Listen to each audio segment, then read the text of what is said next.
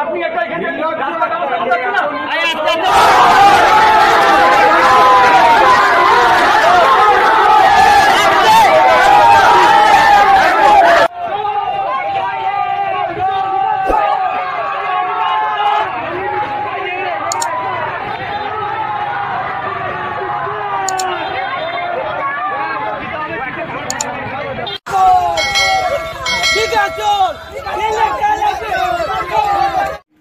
প্রিয় দর্শক, আপনারা যে ভিডিওটি দেখলেন সেই ঘটনাটি ঘটেছে কলকাতায় মহেশতলা 22 নম্বর ওয়ার্ডে। সেখানে পাড়ার সমস্যা পাড়ার সমাধান নিয়ে একটি মিটিং চলছিল। সেখানে টিএমসির কাউন্সিলর বিকাশ ব্যানার্জিকে টার্গেট করেই বিরাট চিৎকার শুরু হয়ে গিয়েছে। সেখানে চোর চোর বলে স্লোগানও দেওয়া হয়েছে। শুভেন্দু অধিকারী কয়েকদিন আগে একটি স্লোগান দিয়েছিলেন, আমাদের পাড়া টিএমসিকে তারা। সেটাই কিন্তু চারিদিকে দিকে দিকে ধীরে ধীরে হলেও শুরু হতে চলেছে। এবং যে বিষয়টি নজর কাটছে সেটি হলো টিএমসি নেতাকে তাড়া করছেন ও চোর চোর বলছে লুঙ্গি বাহিনী বা সংখ্যালঘুদের দল। পশ্চিমবাংলায় বিজেপি পার্টি আছে, তাই তৃণমূল পার্টি অনেক সুযোগ পাচ্ছেন বারবার ভোটে জেতার।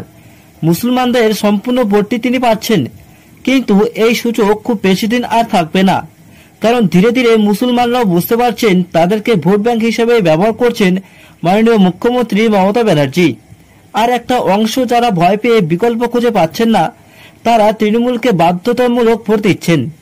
একটা কথাই আমি আপনাদেরকে বলি, 26-এর ভোটের পরে কিন্তু এইসব আর কিছু চলবে না। এবারই পরিবর্তনের একটা বিরাট হাওয়া রয়েছে। সঠিকভাবে বা সঠিক নিয়মে যদি ভোট হয় তাহলে এমনিতেই চেয়ার পাল্টে যাবে। জোর করে ক্ষমতায় আসলে ঠিক এইরকমটাই হয়। মানুষের রাগ দেখলেন তো। দুধের গায়ে বলতেন মমতা ব্যানার্জি সংখ্যালঘু বা লুঙ্গি বাহিনীদেরকে, তারাই আজকে তারা করছেন টিএমসির কাউন্সিলর বিকাশ ব্যানার্জিকে। এবার দুধের গায়েরা কিন্তু লাথি মারতে শুরু করছেন তৃণমূলের সমস্ত নেতাদেরকে। কারণ মুখ্যমন্ত্রী মমতা ব্যানার্জি বলেছিলেন নিজ মুখেই, যে গরু দুধ দেয় তার লাথি খাওয়া ভালো, নেই খান লাথি। সেই লাথি যদি মুখে মারে তাহলে অবস্থা খুব খারাপ হয়ে যাবে, চেয়ার সহ উল্টে পড়ে যেতে হবে মাটিতে। রাষ্ট্রবাদী মুসলিম ভাইদের আজকে তৃণমূলের বিরুদ্ধে উত্থান দেখে খুব ভালো লাগলো। সুন্দর একটি রাজ্য করতে আসুন ধর্মের নামে লড়াই না করে আমরা একত্রে বিজেপি পার্টিকে 26-এর নির্বাচনের ক্ষমতায় এনে সুশাসন প্রতিষ্ঠা করি।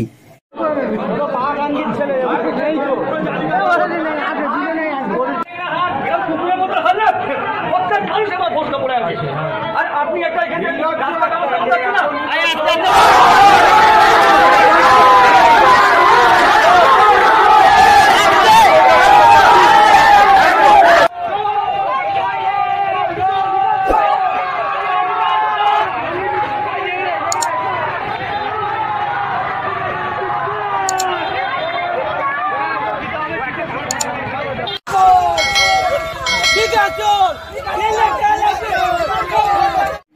প্রিয় দর্শক, আপনারা যে ভিডিওটি দেখলেন সেই ঘটনাটি ঘটেছে কলকাতায় মহেশতলা 22 নম্বর ওয়ার্ডে। সেখানে পাড়ার সমস্যা পাড়ার সমাধান নিয়ে একটি মিটিং চলছিল। সেখানে টিএমসির কাউন্সিলর বিকাশ ব্যানার্জিকে টার্গেট করেই বিরাট চিৎকার শুরু হয়ে গিয়েছে। সেখানে চোর চোর বলে স্লোগানও দেওয়া হয়েছে। শুভেন্দু অধিকারী কয়েকদিন আগে একটি স্লোগান দিয়েছিলেন, আমাদের পাড়া টিএমসিকে তারা। সেটাই কিন্তু চারিদিকে দিকে দিকে ধীরে ধীরে হলেও শুরু হতে চলেছে। এবং যে বিষয়টি নজর কাটছে সেটি হলো টিএমসি নেতাকে তাড়া করছেন ও চোর চোর বলছে লুঙ্গি বাহিনী বা সংখ্যালঘুদের দল। পশ্চিমবাংলায় বিজেপি পার্টি আছে, তাই তৃণমূল পার্টি অনেক সুযোগ পাচ্ছেন বারবার ভোটে জেতার। মুসলমানদের সম্পূর্ণ ভোটটি তিনি পাচ্ছেন, কিন্তু এই সুযোগ খুব বেশি দিন আর থাকবে না। কারণ ধীরে ধীরে মুসলমানরাও বুঝতে পারছেন তাদেরকে ভোট ব্যাংক হিসেবে ব্যবহার করছেন মাননীয় মুখ্যমন্ত্রী মমতা ব্যানার্জি। আর একটা অংশ যারা ভয় পেয়ে বিকল্প খুঁজে পাচ্ছেন না, তারা তৃণমূলকে বাধ্যতামূলক ভোট দিচ্ছেন। একটা কথাই আমি আপনাদেরকে বলি, 26-এর ভোটের পরে কিন্তু এইসব আর কিছু চলবে না।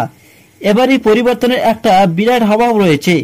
সঠিকভাবে বা সঠিক নিয়মে যদি ভোট হয় তাহলে এমনিতেই চেয়ার পাল্টে যাবে। জোর করে ক্ষমতায় আসলে ঠিক এইরকমটাই হয়।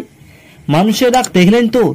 দুধের গায়ে বলতেন মমতা ব্যানার্জি সংখ্যালঘু বা লুঙ্গি বাহিনীদেরকে, তারাই আজকে তারা করছেন টিএমসির কাউন্সিলর বিকাশ ব্যানার্জিকে। এবার দুধের গায়েরা কিন্তু লাথি মারতে শুরু করছেন তৃণমূলের সমস্ত নেতাদেরকে। কারণ মুখ্যমন্ত্রী মমতা ব্যানার্জি বলেছিলেন নিজ মুখেই, যে গরু দুধ দেয় তার লাথি খাওয়া ভালো, নেই খান লাথি।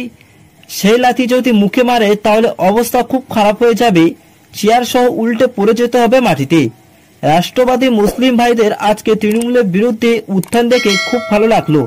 সুন্দর একটি রাজ্য করতে আসুন ধর্মের নামে লড়াই না করে আমরা একত্রে বিজেপি পার্টিকে 26-এর নির্বাচনের ক্ষমতায় এনে সুশাসন প্রতিষ্ঠা করি।